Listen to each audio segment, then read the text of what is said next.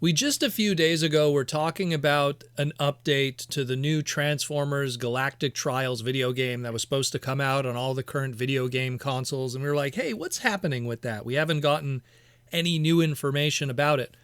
Well, lo and behold, today Hasbro Marketing sent us an email letting us know all the details about the game, the pre-order dropping, as well as some new gameplay shown through a trailer that popped up on IGN this very same day.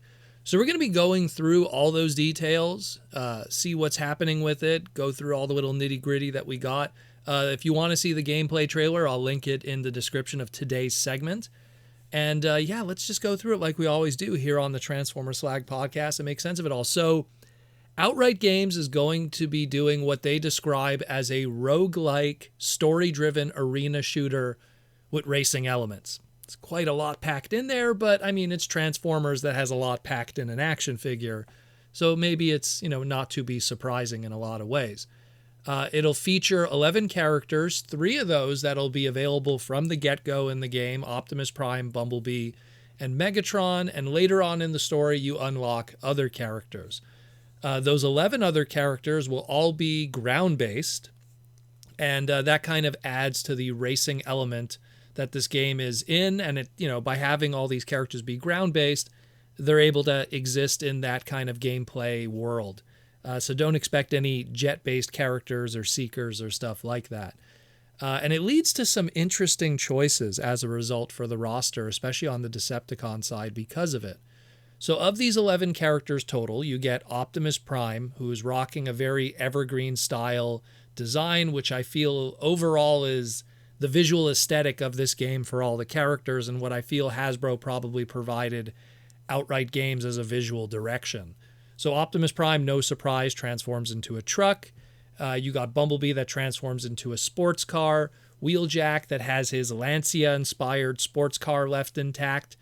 You got Elita 1, who transforms into a very RC-looking sports car, maybe pulling from her Netflix Siege toy, perhaps. Maybe that design is where they're taking it. And then RC herself transforms into a Cybertronian bike that pulls more from, let's say, her movie iterations, if anything. And maybe they wanted to avoid having two pinkish red car girls featured on the Autobots at the same time. Wouldn't have a lot of, differentiation in character. On the Decepticon side, we have Megatron, who, no surprise, is going to be a tank. Soundwave is one of his SUV kind of designs, almost kind of harkens a little bit to his Cyberverse look. You got Shockwave, who looks a lot like his War for Cybertron, Fall of Cybertron alt mode, but that was like a hovering kind of jet element, so they kind of changed it a little bit that it looks like a hovercraft, at least how it's seen on the racetrack anyhow, but man, it looks a lot like that. We got Flame Wars, who's a really cool addition. But I can't seem to find her alt mode. She clearly is rocking 2 giant wheels on her back, so she probably is going to transform into some kind of bike, which historically she's been throughout the years, maybe a very Earth-style kind of bike. We have Nightbird, who's also an interesting surprise and add to the mix of things.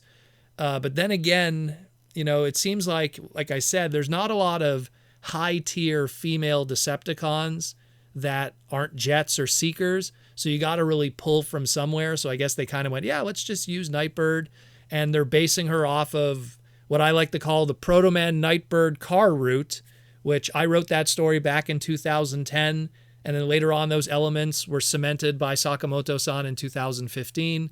So we got that very RC car-looking Nightbird design also, and she looks pretty cool too. She's got some ninja elements and stuff like that. And it seems that the final character that's unlockable, who's also the big bad of this story, is Nemesis Prime, who's, no surprise, an Optimus Prime black repaint. So according to Outright Games, the story is that Nemesis Prime stole all the Prime relics, and you got to fight to get them back. There's 11 different racetracks and arenas that this story is based in. As you play, you unlock characters, and you could also choose which character to use and level them up. You have a skill tree for different kinds of attacks that you unlock.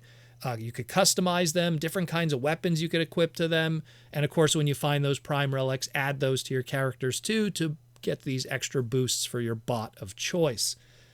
Sadly, from what it sounds like, there's only going to be local multiplayer for 2 people with no online, but hopefully maybe that'll change because it looks like it's a roguelite with an arena element. So it'd be really cool if there's an online for your customizable character. So that'd be pretty cool.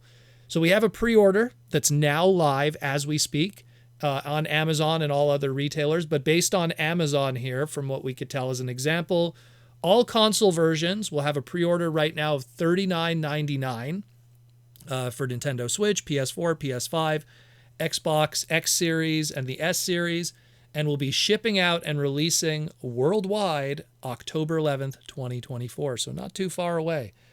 It's not a AAA game, so it won't have a AAA price, but it still looks pretty fun, in my opinion. The racing element of it does have my attention. And, for that low entry cost, it might be worth checking out. And again, it's on every console, so not many people are really left behind. There's also a PC version too. So looks pretty cool. I don't know. I'm definitely going to pick it up. I'm going to try it out. I've bought all the other Transformer games, although I missed out on the Earthspark one. That kind of came and went really quickly, and no one talked about it. But definitely going to pick this one up just because there seems to be a lot more here than, just your typical like platformer or like go to point A, point B story thing. There actually looks like there's a little bit of a customization, and I kind of like that, kind of doing your own thing. Which character will I want to use, though? I don't know. That one's a tough one. The Nightbird's kind of speaking to me, but we'll see. We'll see. A lot of cool stuff here. Let me know what you think about all of this. Maybe they'll have some DLC later, add some other extra characters. I know Outright did that with their Cyberverse game, so it's not out of the question that this company could add DLC later and add more characters if there is interest for this. But let me know what you think about all of this. And again, pre-orders are live right now as we speak, so you could go lock that in if you wish. Let me know what you think, and we'll talk again really soon here on the Transformers Slag podcast, because tomorrow is Friday, and there's definitely some more stuff we got to talk about.